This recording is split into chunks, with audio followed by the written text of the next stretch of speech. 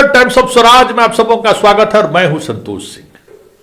और आज हम टाइम्स ऑफ स्वराज में चर्चा करने जा रहे हैं कि जिस तरीके से शिक्षा विभाग मनमानी पर उतरा हुआ है और अपने ही नियमावली को जिस तरीके से नजरअंदाज कर रहा है, अपने ही बनाए गए कानून को जिस तरीके से खुद खारिज कर रहा है, अब देखिए उनकी हाई कोर्ट में किस तरीके की कुटाई हो रही है। जी हां, हाई कोर्ट पिछले 15 दिनों के दौरान 4 बड़े फैसले सुनाए हैं और वो फैसला कहीं न कहीं सरकार के गले की हड्डी बनती जा रही है। और हाई कोर्ट जिस तरीके से शिक्षा विभाग के मसले पर सख्त रवैया अपनाने का जो दिखा रहा है, रवैया दिखा रहा है, आने वाले समय में सरकार के लिए मुश्किलें बढ़ने वाली हैं। देखिए, बीपीएससी बहाली को लेकर जो सवाल खड़े किए गए थे, आरक्षण का मुद्दा हो, बाहरी राज्यों के बच्चों को जो आरक्षण का लाभ मिला वो मुद्दा हो, सब्जेक्ट का मसला हो, तमाम मसले पर 2 बड़े जजमेंट आए। एक बिहार के बाहर के छात्रों को जो रिजर्वेशन का लाभ मिला,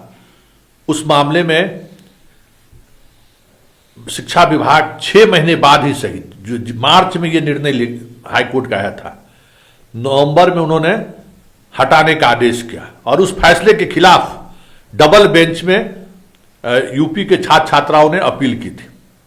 पहले ही सुनवाई में कोई राहत नहीं दी है उसने। मतलब सीधे सीधे तौर पर बीपीएससी ने जो खेल किया था उसको अब हाईकोर्ट बर्दाश्त करने के मूड में नहीं दिख रहा है। हाईकोर्ट को भी समझ में आ गया है कि शिक्षा विभाग और बीपीएससी ने मिलकर क्या गुल खिलाया है बिहार में। डबल बेंच में पूरी तैयारी के साथ गए थे, 4 बड़े वकील उन्होंने किया था, लेकिन कोई राहत नहीं मिली है। अब फाइनल जजमेंट में जो भी हो, लेकिन तत्काल कोई राहत नहीं मिली। ये सीधे सीधे तौर पे सरकार के मुंह में पर तमाचा है, बीपीएससी के चेयरमैन के मुंह पर तमाचा है, उस समय के एसीएस के मुंह पर तमाचा है। दूसरा बड़ा जजमेंट, मतलब पिछले 15 दिनों के अंदर आप देखिए तो दूसरा सबसे बड़ा जजमेंट, विषयवार जो बहालियां हुई हैं और उस बहाली को लेकर जो सवाल खड़े किए गए थे कोर्ट में, कंप्यूटर साइंस हो, एंशिएंट हिस्ट्री हो, भाषा का सब्जेक्ट हो, उस मामले में सरकार की तरफ से या बीपीएससी की तरफ से जो भी दलीलें दी गई थी उसको कोर्ट ने पूरी तौर पर खारिज कर दिया और कहा है कि आप इस पूरे सुधार के साथ जिस तरीके से आपने रिजल्ट जारी किया है, आप पूरे सुधार के साथ जनवरी 1 वीक में कोर्ट को पूरी रिपोर्ट आप दीजिए। मतलब टीआरई 1 और टीआरई 2 के बहाली में नियुक्त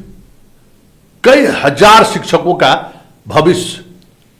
कह सकते हैं कि खतरे में है, या ऐसे शिक्षक का जाना तय है जो गलत तरीके से बहाल हुए। दूसरा बड़ा जजमेंट। तीसरा, नियोजन इकाई को लेकर जो बातें सामने आई थी, आपके सामने है, जिस तरीके से उन्होंने तबादला नीति बनाई, उस नीति को हाईकोर्ट ने पहले ही सुनवाई में खारिज कर दी और उससे जुड़ी हुई 5 मामले की सुनवाई इस बीच में हुई है। सभी मामलों में सरकार के महाधिवक्ता ने यही कहा कि हमने तो तबादले नीति को खारिज कर दिया है और नोटिफिकेशन का हवाला दे रहे हैं कि हमने तो नोटिफिकेशन देखिए निकाल दिया है, अब इसकी सुनवाई का कोई मतलब नहीं है। तो तीसरा सबसे बड़ा झटका कोर्ट को लगा है, कोर्ट ने शिक्षा विभाग को दिया है। और चौथा जो झटका मिला है वो कह सकते हैं कि विभाग के लिए बहुत ही असहनीय है, और वो भी पहले दिन पहले सुनवाई में रास्ता दिखा दिया कि नहीं चलने वाला है, इतनी मनमानी नहीं चलेगी। 2020 के नियमावली के तहत जो नियमावली सदन से पास है, राज्यपाल के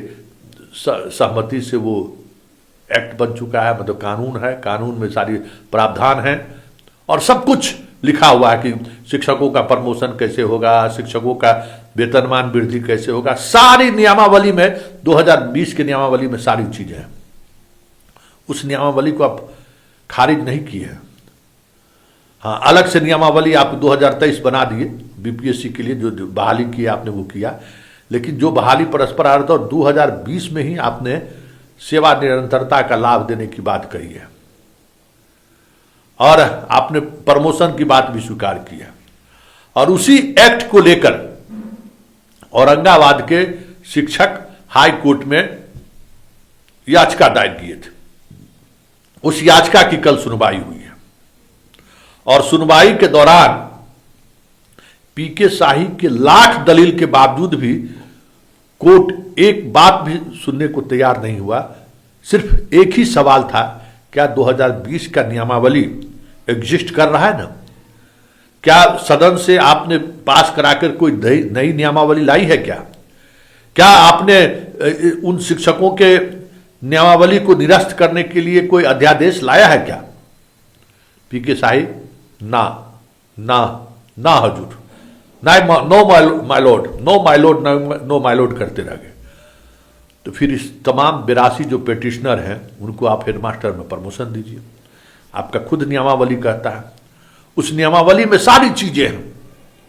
शिक्षकों का प्रमोशन का आधार क्या होगा, शिक्षक का वेतन वृद्धि क्या होगा, आप उस नियमावली में स्वीकार किए हैं कि 2020 से हम सेवा कंटिन्यूटी मानते हैं, मतलब अब सेवा को हम स्वीकार करते हैं, और यहां से पूर्व का नहीं, लेकिन अब 2020 से हम देने को तैयार हैं, और आपने उस नियमावली में प्रावधान भी किया है। तो फिर हेडमास्टर के लिए जो आपने जो वैकेंसी है, उस वैकेंसी के तहत इन लोगों को आपको रखना है। हाईकोर्ट की इस जजमेंट की सूचना जैसी, मतलब पहली सुनवाई में ही जैसे ही ये जजमेंट की सूचना शिक्षा विभाग में पहुंची है, शिक्षा विभाग में हड़कंप मचा हुआ है। और ये हड़कंप इस बात को लेकर नहीं मचा हुआ है कि सरकार के फैसले के खिलाफ हाईकोर्ट ने जजमेंट दिया है। हड़कंप इस बात को लेकर मचा हुआ है कि पिछले 15 दिनों के दौरान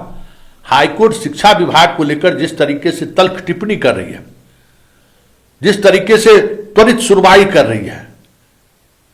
शिक्षा विभाग घबराई हुई है कि आने वाले समय में कई ऐसे मनमानी उन्होंने कर रखी है, और यह मनमानी करने का मन बना रखा है,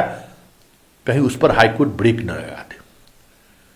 देर शाम तक, कह सकते हैं रात के 10 बजे तक शिक्षा विभाग के दफ्तर में कानूनविदों से सलाह मशविरा होता रहा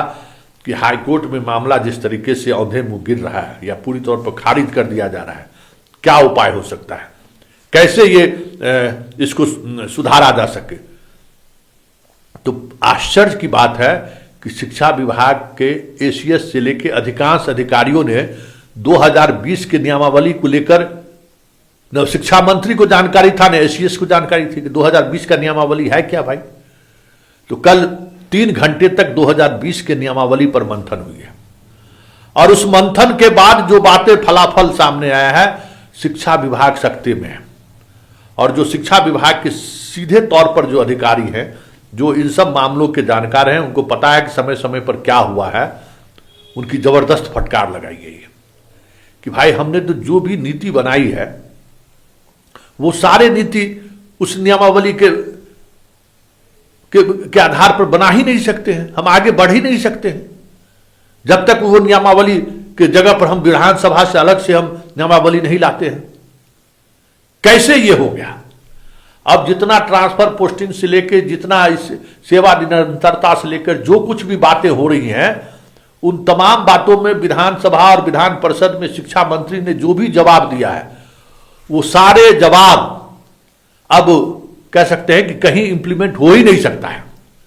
2020 का जो वो नियमावली है। तो अब सोच रही कि सरकार करे क्या, सारा कुछ पेच फंस जाएगा, क्योंकि हाईकोर्ट में तो नियम पर बात होगी, और नियम पर बात होगी तो फिर संभव ही नहीं है। और अब विधानसभा का सत्र भी खत्म हो रहा है, और इतनी जल्दी कोई नया नियमावली को लेकर चीजें बढ़ भी नहीं सकती है कि हम इस नियमावली को नजरअंदाज कर दें या इस नियमावली में कुछ संशोधन कर दें। तो बात फिर एक बार पेच फंस गया है, खास करके नियोजित शिक्षकों को लेकर, क्योंकि सारा नियमावली उन्हीं को आधारित नियमावली बनाई गई थी। और आप विशिष्ट शिक्षक में जो आप परीक्षा लेकर कर रहे हैं उसमें भी वो नियमावली कहीं न कहीं आड़े आ रहा है। मतलब पूरी तौर पर पेच फंस चुका है और शिक्षा विभाग के अधिकारी सर नोच रहे हैं कि कहीं फिर से वो जो हम लोग 1 तारीख से जो गेटवे खोल रहे हैं ट्रांसफर पोस्टिंग का, उस पर भी न कहीं हाईकोर्ट रोक लगा दे। क्योंकि गेटवे खोलने से के लिए कोई नियम कानून होना चाहिए ना। ट्रांसफर पोस्टिंग आप करने जा रहे हैं, इसके लिए कोई नियमावली होनी चाहिए ना, कोई नियम होगा ना, कोई आप